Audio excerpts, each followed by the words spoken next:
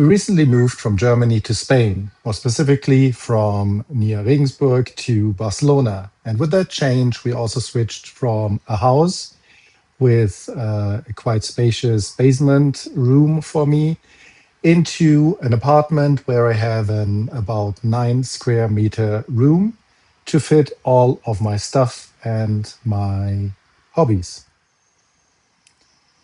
I am a marketing technology professional. I work for a big corporation and I'm responsible for the marketing technology stack to execute digital marketing. In this role, I have a company provided MacBook and I work from home 3 days a week. So the room needed to serve first as my home office room. Secondly, it also needed to serve my hobby. I do love PC gaming. Lately, a lot of Star Citizen, which uses 2 joysticks, which need to fit on the desk somewhere. And I also like virtual reality playing, where ideally I have a play area where I can move around, which is kind of unrealistic in this room. And lastly, I like watching movies. So the room needed to also serve as my home cinema, where in Germany I had a 77-inch LG monitor or TV. That didn't really fit into this room. So what I want to show you now is how I moved into this room and how I set it up so that it can serve all these use cases. And perhaps that can give you a bit of inspiration for your own setup. And with that, I hope I can entertain you a bit and give you some information about this. Moving from Germany to Barcelona was a drastic change, not only in culture and also in climate, but also in available space for my home office room. So moving from a basement, which had approximately 24 square meters, into a 9 square meters or 10 square meter room here in Barcelona meant a drastic change. In Germany, I had a dedicated area with a sofa and a 77-inch LG TV for playing games and for watching movies. I also had quite a bit of a play area for virtual reality where I could move around a bit. And I had a dedicated desk area for working from home, which I already did in Germany. So when we moved here into this apartment, I had a challenge. I actually brought in with me the 77-inch TV, which I have sold now because it really had no place to fit into this room, together with a desk, a monitor, a chair, and unfortunately, I needed to sell my beloved LG OLED TV. The problem persisted. I needed to make sure that here in Barcelona, in this room, I get enough space to set up my home office, my gaming area, a chair for watching movies, and of course, at least a little play area to stand and play virtual reality games, even though I can't move around. I also found another challenge here in Barcelona, which we didn't have in Germany, which is the unreliability of the power grid. I don't know if it's Barcelona or if it's that apartment complex here, but in the past 7 months, we had at least 2 power outages a month, which means the power shuts down. And as I have a Synology 423 Plus with a couple of hard drives in, that one didn't take it too kindly. So 2 of the hard drives unfortunately broke after being shut down abruptly for probably once too often. So one of the additional technology procurements or purchases was a UPS. So I have an Eaton UPS, which powers the Synology.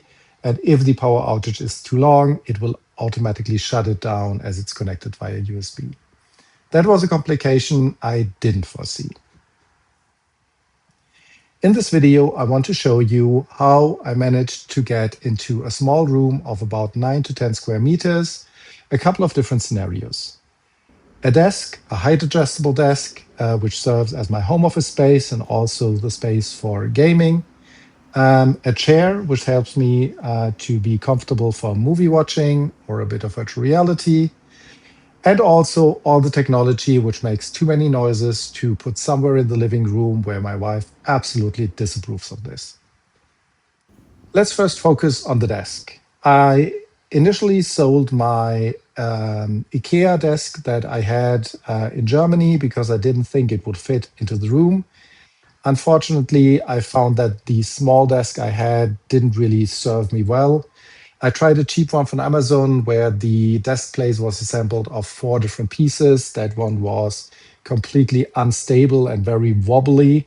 So I returned it. I finally settled on an IKEA Midson, or however that is pronounced, desk, which is height adjustable, has two memory slots, and is fairly stable. It's still a two-leg desk, so yes, it will wobble if it's extended for standing, but it's acceptable. And for the price, I think it is a great buy. What I found is that this new model of the IKEA desk, I had the old one before in Germany, was improved by having cable management built in at the back of it, which really works well. So all in all, I'm really satisfied with that desk. It serves my purpose. It hosts my 49-inch Samsung G9 monitor without too much wobble. It doesn't fit my joysticks permanently, so they are mostly in the cupboard, but it's good enough, and I really like this one. On my desk, the centerpiece is the LG G9 49-inch ultra wide monitor. I recently got it after I sold my 77-inch OLED TV because I needed something big for working, and I really like it so far. The ultra-wide format is great for office work. It is really good for gaming, Star Citizen, at the moment Wolfenstein, the new Colossus I'm playing, a bit of Indiana Jones, and the Great Circle. It is great, and it has three monitor ports, two display port, and one HDMI. Unfortunately, only HDMI 2.0. It is an older model. It is the VA panel, not a new OLED. I decided against the OLED because of my fear of burn-in, working 3 days a week, 8 hours on a Mac monitor, on a Mac PC, seemed a bit too risky for me. All in all, it is a really good monitor. It handles the corporate MacBook on one display port, my gaming PC on the other, and on the HDMI. I'm not entirely sure if I will keep my Mac Mini, which I use a bit for programming, or if I connect the PlayStation 5, which will work, but given the picture format, I will only get like half of the screen filled with the PlayStation image. You will notice that I have two sets of keyboard and mouse on my desk. The Logitech Mini Mechanical is a really great keyboard, and I've paired it with the Logitech MX3S, and they should be able to power both my work environment with the Mac as well as my gaming PC. But I found it first a bit too cumbersome, especially on the mouse, to switch the Bluetooth connection because you need to lift it up. The button is on the bottom of the mouse. Logitech, really, that is unnecessary. Allow me to remap, that would be so great. The other complexity is, while I love the mechanical keyboard, it is really loud. And what I found is in video calls, which I have a lot for work, people were complaining about me typing on the keyboard over shadowing everything else. So I switched over to a dual keyboard and dual mouse setup. I have a Magic keyboard and Magic mouse, which I've connected to my work MacBook, and I have the Logitech setup for my gaming PC. I'm not sure if this will be the final setup, but for now it works reasonably well. And also, as I do travel quite a bit for work, bringing in the Magic Mouse and the Magic Keyboard needs a lot less space than the Logitech ones. For audio, there is a couple of things on the desk. First, you might have seen the Apple AirPods Max. They are the older USB-C variant. I use them for calls a lot. They work really great with the MacBook, and I love them also for listening to music and for generally the comfort and the sound quality. When I bought the LG G9, I need to admit I overlooked that it has no speakers. I'm not sure how how I missed that part. But anyway, I put it on the desk. I found that there is a button for volume, and I was totally surprised that no sound was coming out of the monitor until I looked it up. And the volume buttons is for the connection to external speakers. So I bought a couple of Logitech Pebble Pros, which work well. They are not the best, but honestly, for the occasional YouTube video that I'm watching on speakers, it's good enough. I can't really use them for anything else as we are here in an apartment. The room next door is my daughter's bedroom, so there is no way that I can blast the computer game music or sound effects across the room. The other headset I have is the Sony PlayStation Elite headset, which I bought to use on my gaming PC as well as on my PlayStation 5. Unfortunately, I realized that I need to connect it with the dongle to either system to get a good quality also on the microphone for Star Citizen sessions with friends. So at the moment, the dongle is on the computer, and that works really well. Sound quality is good. Also, the microphone quality is really good from what my friends tell me. Um, the challenge with it is it's just not very comfortable. The quality of the ear cups is very plasticky, and after an hour or latest two, I really sense it and it starts hurting. So I would not recommend it, but I will keep it now because I invested way too much money already in setting up this room.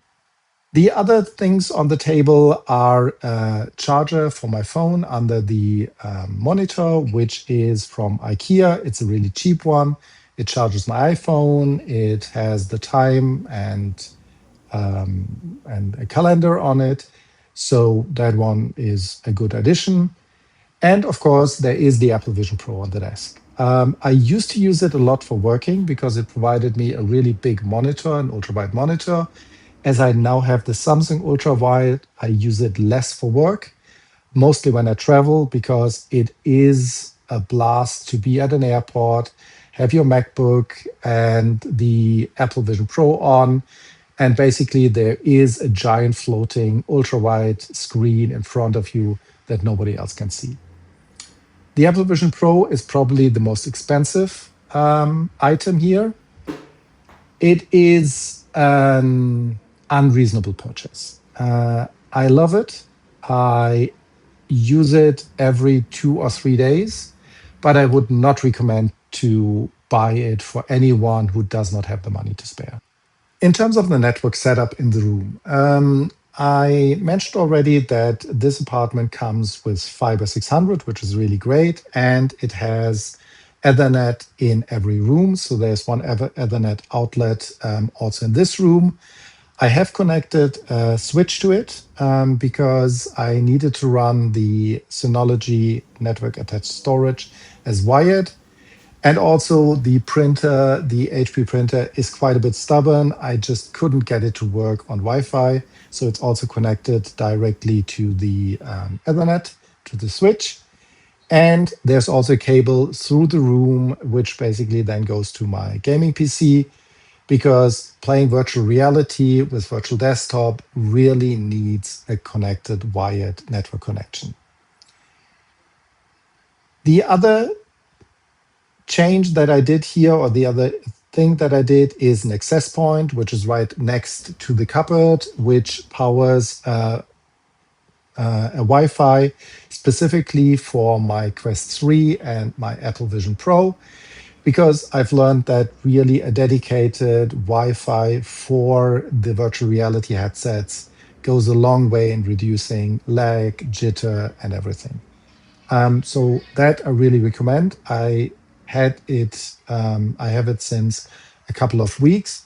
Before, I really had a couple of moments where the experience was not that great. The bitrate was declining, and that was very likely because the Wi-Fi is in another room next to the door where the fiber comes into the house.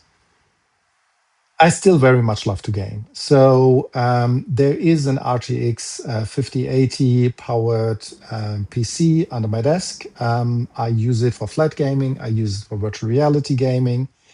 It is a beast. I like it very much. I upgraded from a 4070 Super, which was quite good until it broke. So I took the opportunity. I bought it when still the RAM was somewhat affordable. So it has 64 GB RAM. And that one is really the centerpiece for my gaming passion. At the moment, I mostly play Star Citizen, often with friends. I play Indiana Jones and the Great Circle, and a retro game, kind of retro game, with Wolfenstein, the New Colossus. All of them work really great in ultra wide. And interestingly, all of them also have mods or built in capability to play in virtual reality. If I play in virtual reality, I either sit at the desk if I need keyboard and mouse or the joysticks for Star Citizen, or I sit in my comfy chair if I have my gamepad for playing.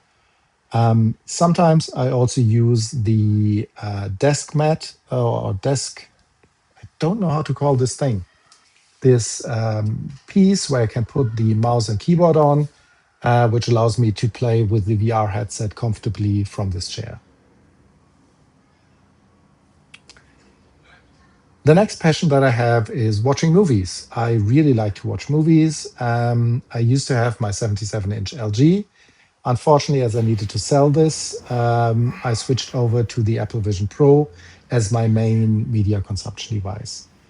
The Apple Vision Pro is fantastic. In terms of watching movies, it is a quality as sitting in a cinema. You have a giant screen in front of you. The Apple Vision Pro can upscale and convert every movie directly into a 3D version of it. So every movie that I watch or every TV series is now in 3D, which is an incredible experience. For that purpose, I can really recommend it, but it is a quite expensive virtual reality headset. You might have noticed that there is an iPad Pro and also a Kindle Scribe next to me on the table. I bought both of them used quite a while ago. The iPad Pro is a 2018 one. It doesn't have the M1 chip yet. It still has the older A series chip, which honestly I only miss in the context that you can't connect it to a monitor and get an extended display. Performance wise, that is still a beast. It's still great, and I don't have any problems or desires to upgrade right now. I use it also for reading, but I realized that in order to get a good night of sleep, I should stop using screens in the evening, at least last 30 minutes before going to bed. So I invested into a used Kindle Scribe, which serves me well. It's technically still a screen, but it doesn't have the blue light. So yeah. I like reading on it. I rarely use it for writing because you can't really get your notes over into something else except for sending it to you via PDF. I thought about switching to a Remarkable or probably to a Books tablet, an e-ink tablet with an Android OS on it. Then I could also use it for work, for notes, because then Microsoft Intune would run on it. But as I've invested so much in the technology with the switch over here to Barcelona, that will still take time to get there. As a conclusion, I really wish I had a bigger room. It is the absolute minimum. There is no walking around in virtual reality, which I truly miss. Um, I think the setup with the desk for gaming and work is great. Also, it being height adjustable is absolutely a plus. I use it 2, 3 times a day. I had a walking pad in Germany, which I could just push away when I didn't need it. I tried it in this room. I just have no place to store it, and I put it back into the basement. Um, I think for now, this is the setup I will live with. Also, because my wife will surely not allow me to spend any more money on technology. So I would say for the room size, this is probably a very good setup to do. I hope it got you some inspiration and see you on the next video.